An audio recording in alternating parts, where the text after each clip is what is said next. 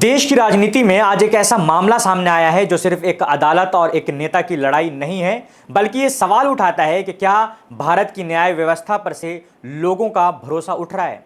एक पूर्व मुख्यमंत्री ने एक हाई कोर्ट जज को खुला पत्र लिखा है और कहा है, मैं आपकी अदालत में नहीं आऊंगा। यह कदम साहस है, सत्याग्रह है या फिर कानून की अवमानना। आइए समझते हैं पूरा मामला। मेरा नाम है कामरान सैफ और आप देख रहे हैं इनकलाब हिंदी। दिल्ली के पूर्व मुख्यमंत्री और आम आदमी पार्टी के राष्ट्रीय संयोजक अरविंद केजरीवाल ने सोमवार को एक बड़ा और विवादित कदम उठाया है। उन्होंने दिल्ली हाईकोर्ट की जज जस्टिस स्वर्णकांता शर्मा को एक खुली चिट्ठी लिखी है और उस चिट्ठी में साफ लिखा है कि मुझे आपसे न्याय मिलने की उम्मीद टूट चुकी है। मैं इस केस में आपके सामने पेश नहीं होऊंगा और कोई दलील भी नहीं रखूंगा। केजरीवाल ने यही बात सोशल मीडिया पर एक वीडियो पोस्ट करके देश के सामने भी रखी है। उन्होंने इस फैसले को गांधी जी के सत्याग्रह से जोड़ा है, लेकिन कानून के जानकारों का कहना है कि यह सत्याग्रह नहीं बल्कि एक ऐसा कदम है जिससे केजरीवाल को खुद नुकसान भी हो सकता है। तो आखिर यह पूरा मामला है क्या, केजरीवाल ने यह कदम क्यों उठाया और इसके क्या परिणाम हो सकते हैं, चलिए शुरू से समझते हैं। बात शुरू होती है साल 2021 से। दिल्ली सरकार ने नवंबर 2021 में एक नई आबकारी नीति लागू की, यानी शराब की बिक्री और लाइसेंस से जुड़ी नीति। लेकिन जुलाई 2022 में दिल्ली के तत्कालीन उपराज्यपाल विनय कुमार सक्सेना ने इस नीति की सीबीआई जांच के आदेश दे दिए। आरोप था भ्रष्टाचार का, घोटाला और अनियमितताओं का। इस मामले में अरविंद केजरीवाल के साथ साथ दिल्ली के तत्कालीन उप मुख्यमंत्री मनीष सिसोदिया का नाम भी आया। दोनों नेताओं को गिरफ्तार किया गया, लंबे समय तक जेल में रहे और यह मामला अदालत में चलता रहा। इसी साल फरवरी में एक बड़ा मोड़ सामने आया। दिल्ली की राउज रेवन्यू कोर्ट ने अरविंद केजरीवाल और मनीष सिसोदिया को इस मामले में सभी आरोपों से बरी कर दिया।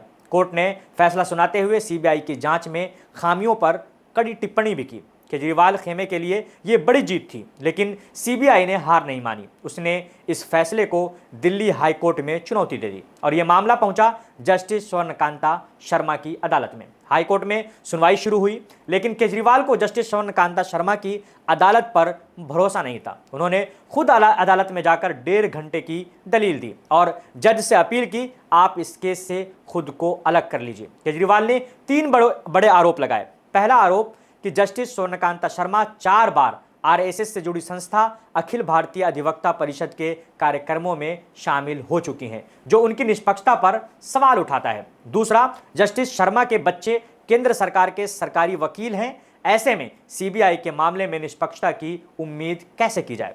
तीसरा, उनके आदेश में एक पैटर्न दिखता है जिसमें ईडी और सीबीआई के हर तर्क को स्वीकार किया जाता है, लेकिन दिल्ली हाईकोर्ट ने केजरीवाल की यह याचिका खारिज कर दी। जज ने खुद को केस से अलग करने से मना कर दिया और इसी के साथ मामला और गर्मा गया। पिछले हफ्ते सुनवाई हुई। केजरीवाल ने फिर से खुद अपना पक्ष कोर्ट के सामने रखा और सोमवार को उन्होंने वो कदम उठाया जिसने पूरे देश का ध्यान खींच लिया। उन्होंने जस्टिस स्वर्णकांता शर्मा को खुला पत्र लिखा और ऐलान किया, ना मैं पेश होऊंगा और ना मेरे वकील पेश होंगे। केजरीवाल ने चिट्ठी में लिखा कि मैंने ये कठिन फैसला इसलिए लिया है क्योंकि मुझे साफ तौर पर लगा कि इस अदालत में चल रही कार्रवाई उस मूल्य सिद्धांत को पूरा नहीं करती कि न्याय सिर्फ होना ही नहीं चाहिए बल्कि होता हुआ दिखना भी चाहिए। उन्होंने इस फैसले को महात्मा गांधी के सत्याग्रह से जोड़ा। कहा, अंतरात्मा की आवाज़ सुनकर यह कदम मैंने उठाया है और सोशल मीडिया पर एक video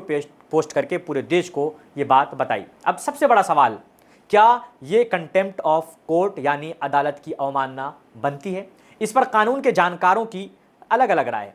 Chanakya national law university के वाइस चांसलर फैजान मुस्तफ़ा कहते हैं, केजरीवाल ने जो कहा कि वो या उनके वकील पेश नहीं होंगे तो इसे अदालत की अवमानना के अधीन लाना मुश्किल है, मतलब तकनीकी रूप से यह कंटेम्प्ट नहीं बनता। वरिष्ठ वकील अमन लेखी कहते हैं कि जज के पास यह अधिकार है कि वो इस पत्र को नजरअंदाज कर दें और समझदारी इसी में। तो फिलहाल केजरीवाल पर अवमानना का सीधा खतरा नहीं है, लेकिन इसका मतलब ये नहीं है कि केजरीवाल का यह कदम उनके लिए फायदेमंद है। फैजान मुस्तफ़ा चेतावनी देते हैं कि अब यह केस जस्टिस स्वर्णकांता शर्मा ही सुनेंगी और हो सकता है कि एक्स पार्टी डिसीजन हो जाए।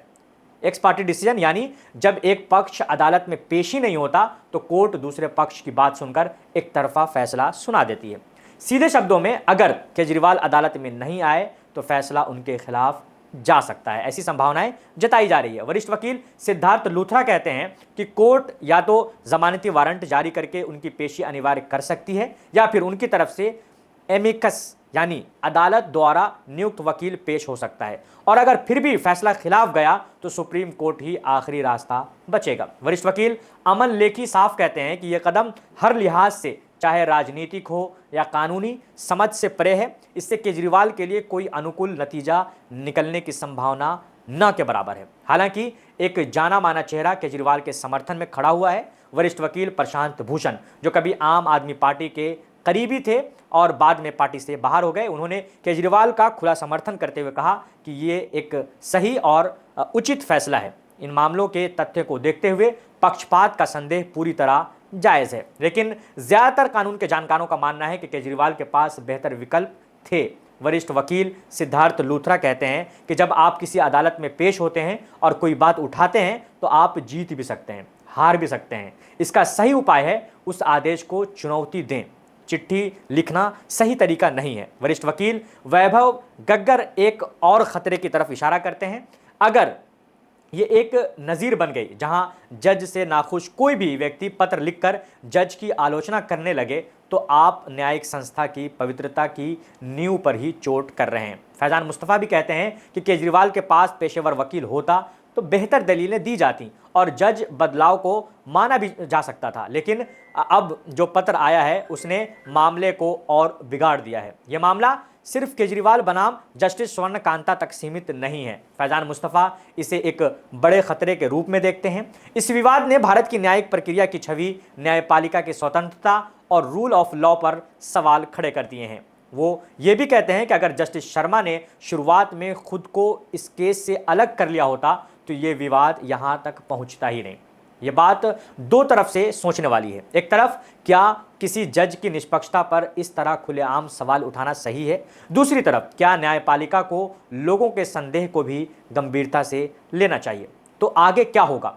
तीन संभावनाएं बनती है। पहली, जस्टिस स्वर्णकांता शर्मा इस पत्र को नजरअंदाज करें और मामले की सुनवाई जारी रखें। दूसरा यह हो सकता है कि केजरीवाल पेश ही ना हो तो कोर्ट एक तरफा फैसला सुना सकता है और केजरीवाल को सुप्रीम कोर्ट जाना पड़ सकता है। तीसरा यह भी हो सकता है कि कोर्ट जमानती वारंट जारी करे और केजरीवाल की पेशी अनिवार्य की जाए। लेकिन एक बात तय है, इस पूरे मामले में भारत की न्याय व्यवस्था, राजनीति और लोकतंत्र तीनों पर एक बड़ी बहस छेड़ दी है। क्या अदालत पर भरोसा टूट रहा है? क्या राजनेताओं को न्यायिक प्रक्रिया को इस तरह चुनौती देनी चाहिए? और क्या न्यायपालिका को अपनी छवि और निष्पक्षता के बारे में और सतर्क होना चाहिए? ये सवाल सिर्फ केजरीवाल के नहीं हैं, ये सवाल हम सभी के हैं, क्योंकि न्याय व्यवस्था पर भरोसा लोकतंत्र की नींव है और जब वो नींव हिलती है तो पूरा देश हिलता है, पूरे देश का स्ट्रक्चर हिलता है, पूरा सिस्टम हिलता है। ये था आज का विशेष विश्लेषण। मैं कामरान सैफ और आप देख रहे थे इनकलाब हिंदी। इस तरीके के तमाम खबरों के लिए आप हमारे साथ जुड़े रहिए।